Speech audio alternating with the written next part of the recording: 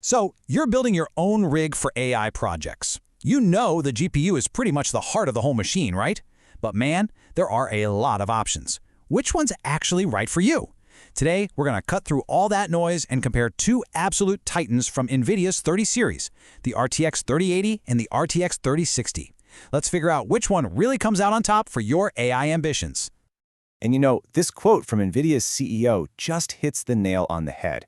It perfectly captures this massive shift we're all seeing. The whole way we think about software is changing, right? It's moving from old-school CPUs to the incredible parallel power of GPUs. This is exactly why your choice of graphics card is more critical than ever. We're way past just gaming here. These things are the engines of modern AI. So, that really brings us to the main event, doesn't it? We get it. GPUs are the future. But which one is the right key to unlock all that power for your projects and, for your budget? All right, let's meet our two contenders. In this corner, we've got the RTX 3080 family. I like to call this one the powerhouse. And in the other corner, the RTX 3060 family, the ever-reliable, budget-friendly workhorse. The RTX 3080? Well, it's all about pure, unadulterated speed and computational muscle. It's built to just chew through complex AI tasks as fast as humanly possible.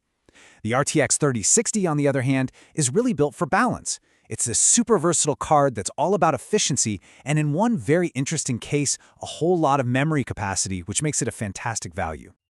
Okay, time for the nitty-gritty. Let's really get in there and unpack the numbers that actually matter for AI. We're going to cut through all the marketing hype and see what really makes these cards tick. First up, let's talk about the engine itself. We're talking raw, unfiltered processing power. This is what decides how fast your AI models can actually learn and create. And right away, you see the first huge difference, CUDA cores. Think of these as the little tiny brains inside the GPU. And the more you have, the more things you can do at once. The RTX 3080, with over 8,800 of them, has more than double the raw horsepower of the 3060. For tasks that are all about pure computation, that is a massive, game-changing advantage, no question about it.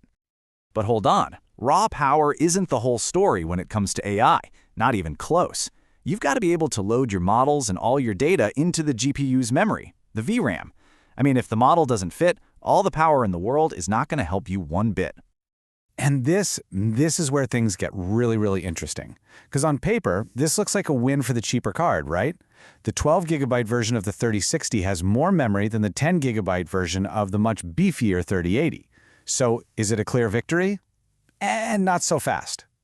What we have here is a classic trade-off. The 3060 can hold more stuff, which is awesome for loading a really big, complex model. But the 3080 can access its memory way faster. It's got superior GDDR6X memory and a much wider data pipeline. So think of it like a library. The 3060 has more bookshelves, but the 3080 has a super fast librarian who can just zip around and grab books in a fraction of the time. This chart shows you that data superhighway in action. Look at that! The RTX 3080's memory bandwidth is more than double the 3060's.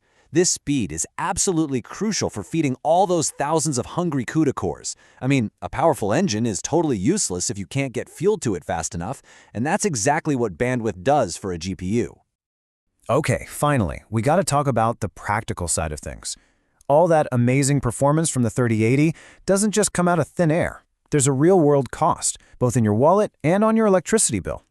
And yeah, the numbers here are pretty stark. The RTX 3080 drinks about double the power of the 3060.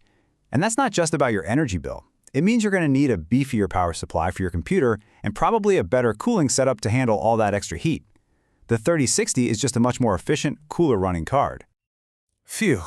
Okay, we've thrown a lot of numbers and specs at you. So how does this all actually shake out when you're running real AI tasks? Let's put it all together in a handy little cheat sheet. Here it is, the complete breakdown for all four versions we've been talking about. This is your go-to guide. You can clearly see the big jumps in CUDA cores and bandwidth for the 3080s, but then you see that VRAM advantage on the 12GB 3060 and just how efficient that entire 3060 line is. So let's make this real with a super popular example, Stable Diffusion for generating images. The RTX 3080, with its raw power and high bandwidth, is just an absolute beast for cranking out large, high-res images really fast. The RTX 3060 is totally fine for standard resolutions, and that 12 gig model is especially useful if you're loading up custom, memory-hungry models, even if the generation itself is going to be a bit slower. So, after all that, what's the final verdict? Well, the best GPU isn't just about the biggest number on a chart. It's about finding the perfect fit for what you actually need to do. At the end of the day, it's pretty simple. You gotta match the card to your goals. Go for the RTX 3080 if speed is your #1 priority and you've got the budget and the cooling to handle it. Pick up the RTX 3060 12GB if you're experimenting with big memory-hungry models and want the absolute best bang for your buck.